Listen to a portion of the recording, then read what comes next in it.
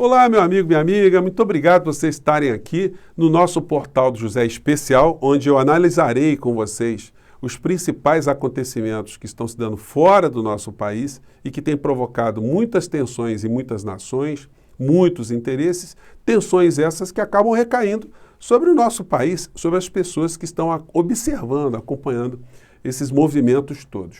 Eu vou fazer esse papo com vocês sem prejuízo do nosso encontro tradicional, que sempre faço com vocês entre 17 e 17h30, aqui no nosso portal, onde eu analisarei mais tarde os últimos acontecimentos da realidade brasileira. Se você está chegando agora no nosso portal, antes de mais nada, convido você a conhecer os nossos outros vídeos e a se inscrever. Você que é muito bem-vindo. Para se inscrever é muito fácil.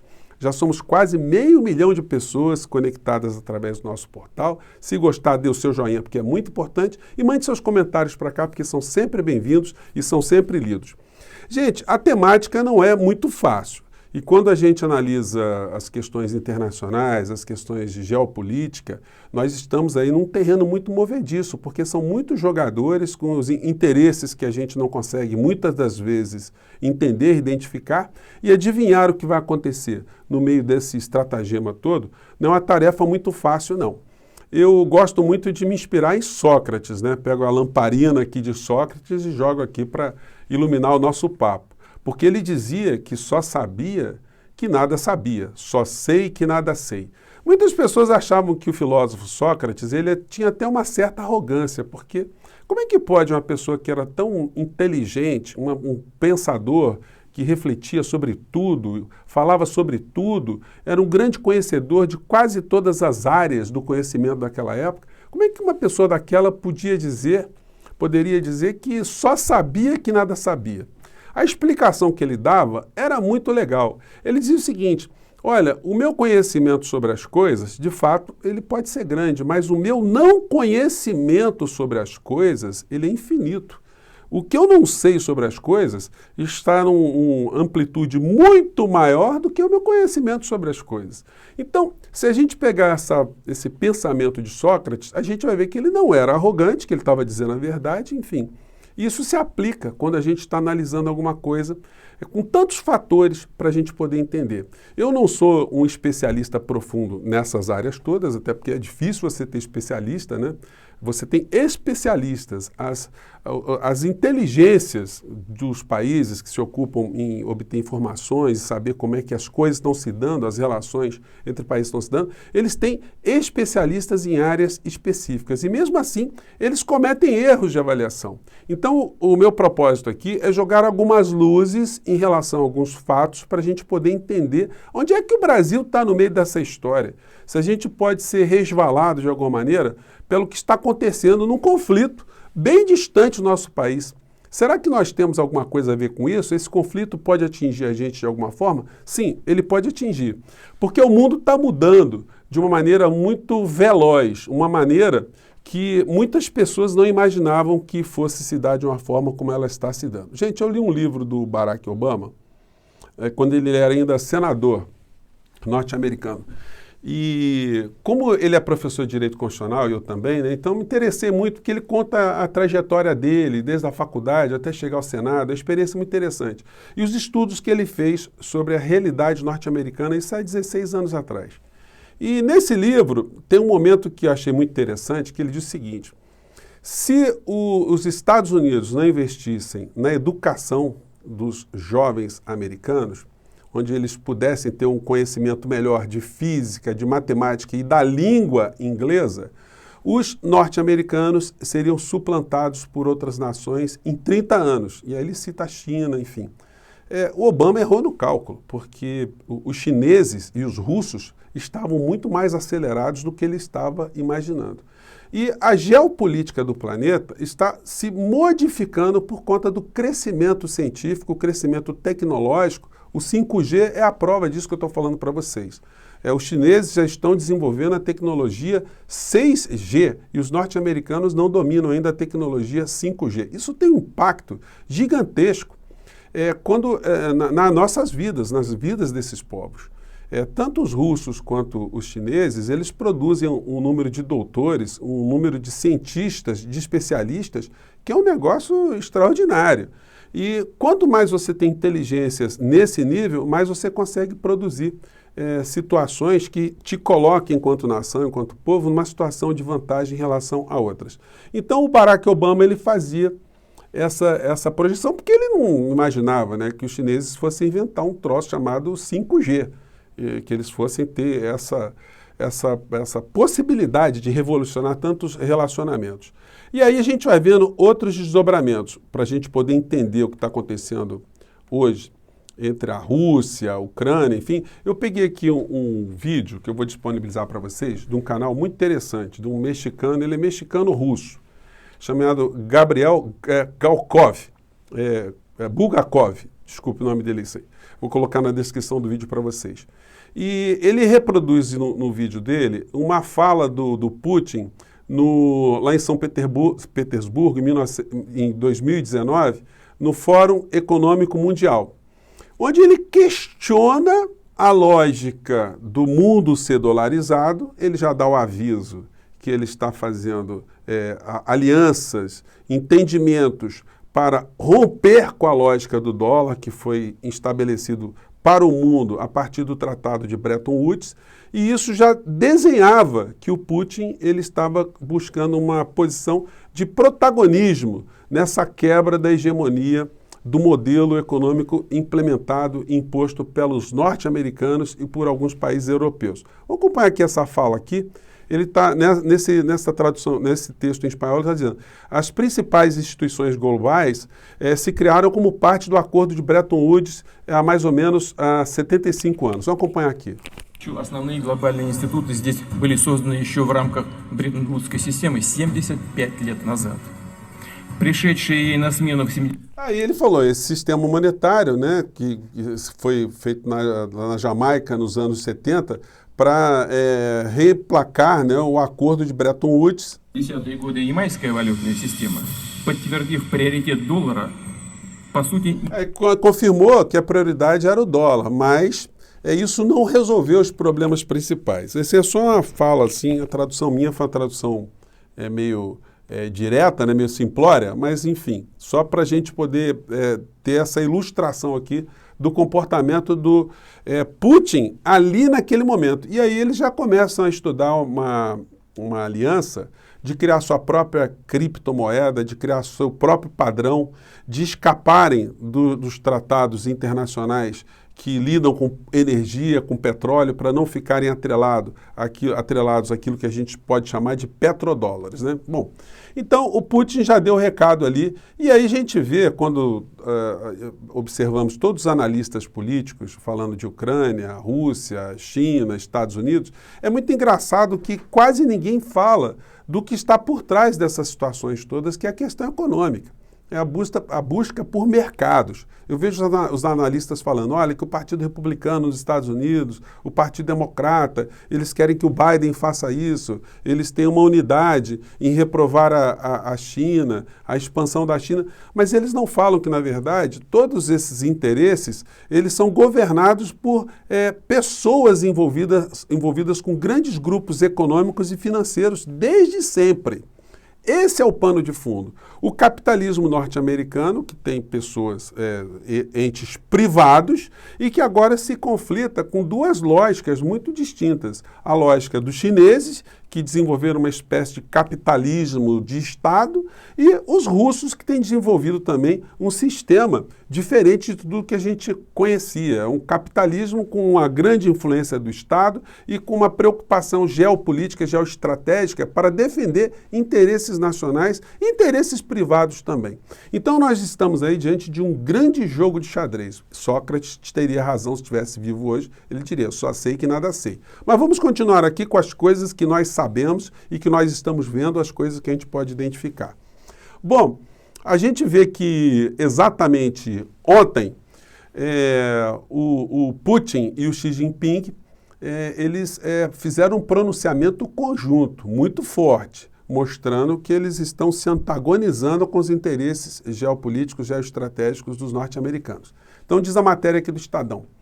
Em alerta aos Estados Unidos, Putin e Xi Jinping prometem aliança sem limites entre China e Rússia. Presidentes se encontraram pela primeira vez em 2 anos, antes da abertura oficial dos Jogos Olímpicos de Inverno, e divulgaram um comunicado conjunto criticando a influência americana na Europa e na Ásia.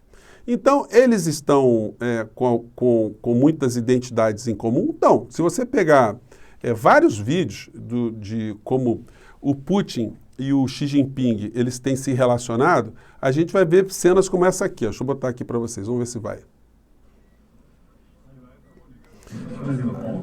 Os dois aqui... Quando a gente tem esse tipo de cerimônia, gente, deixa eu diminuir aqui o tamanho da imagem. Quando a gente tem esse tipo de cerimônia, os dois fazendo panquequinha juntos, com aventais, essas imagens rodam na Rússia inteira, rodam na Ásia inteira, rodam na China inteira. Eles estão mostrando ali uma irmandade, não? Estão meio que cozinhando juntos. Pode parecer uma coisa simplória, mas isso tem um impacto. Está mostrando que eles estão ali numa amizade, numa disposição de aproximação desses povos. Essa é apenas uma dessas cenas. A gente pode pegar muitas cenas. Aqui tem uma outra aqui que é muito interessante. O Putin num zoológico com Xi Jinping em Moscou. Vamos pegar mais um trecho aqui.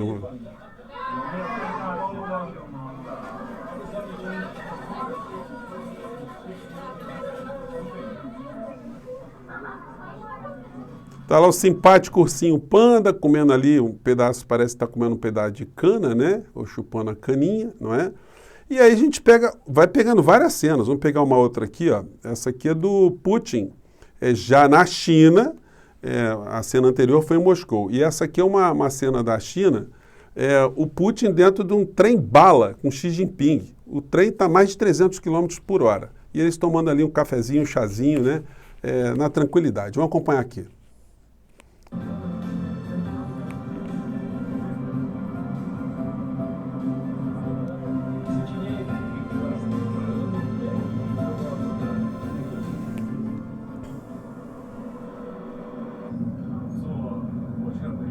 Então ali o trem tá embalado. Acho que vai mostrar ali, vai mostrar a velocidade. Acho que vai dar uma mostrada ali.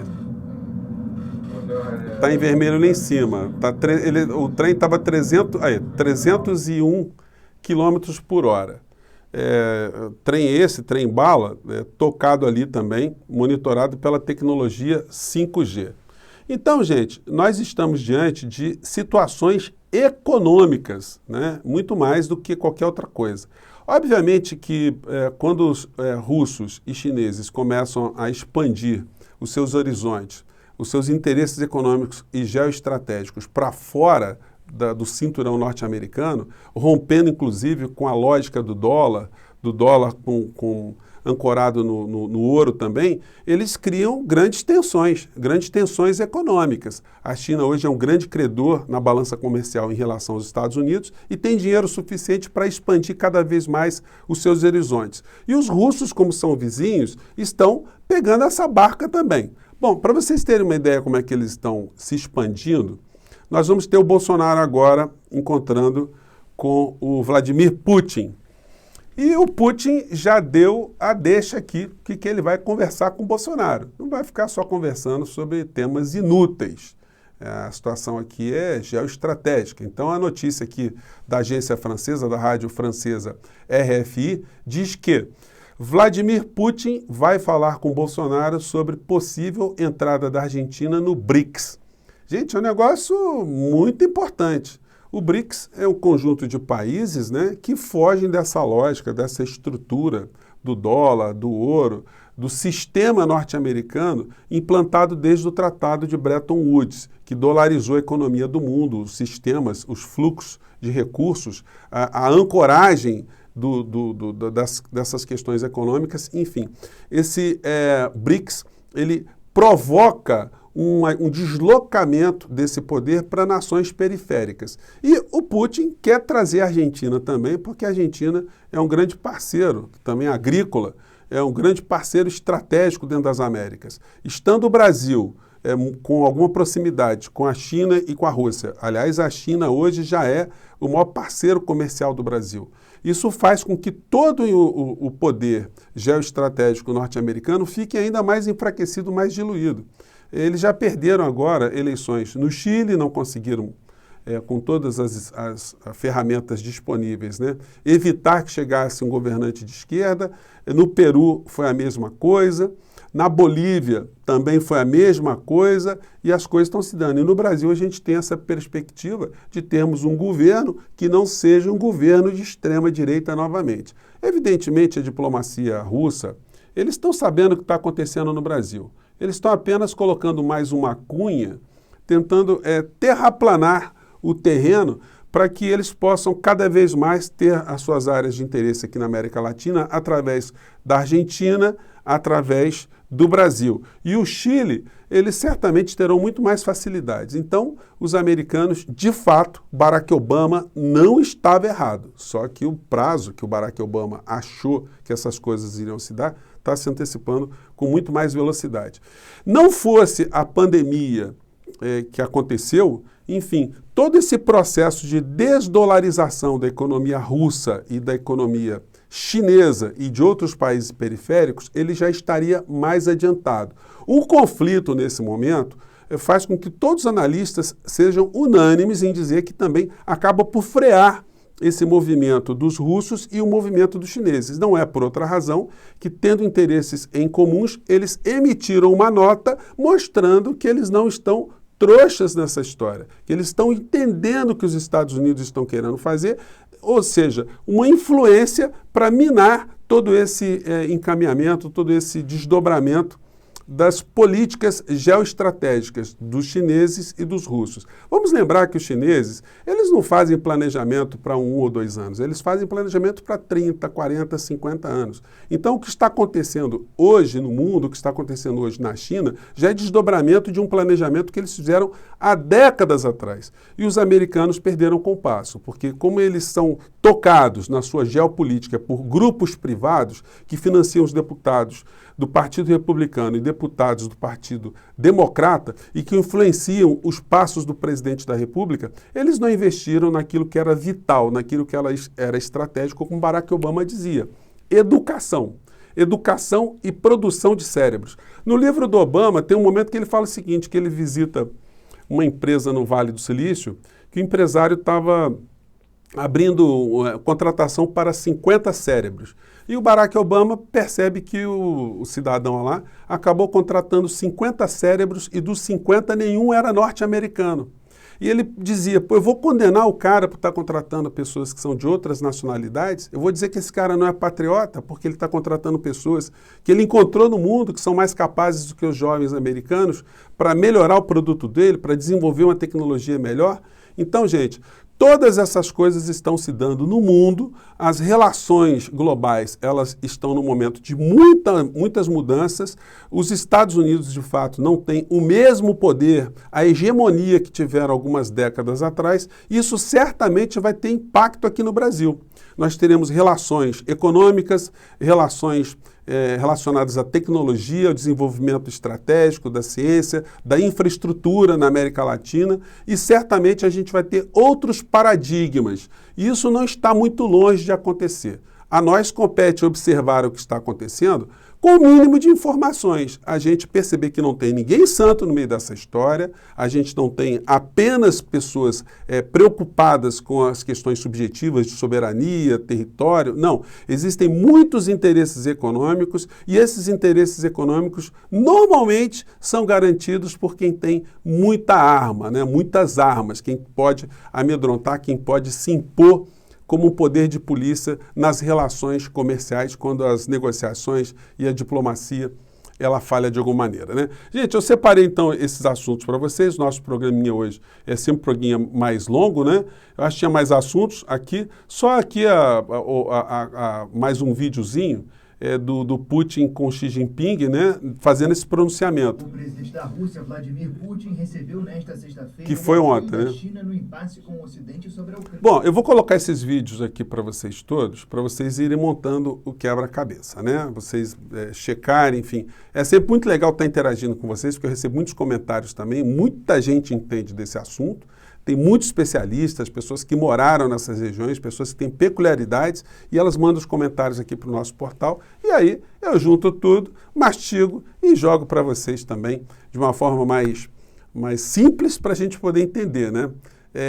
E por mais que a gente entenda, a gente tem que ter humildade para fazer como Sócrates, que eu estou repetindo aqui pela terceira vez. A gente tem que saber que só sabemos, que nada sabemos, mas isso é uma grande vantagem, né? Porque isso abre espaço para a gente cada vez mais querer aprender um pouco mais. Gente, eu fico por aqui, um grande abraço, sempre às 5 horas da tarde, 5h15 estarei de volta aqui. Um grande abraço e vamos em frente, tá bom? Tchau!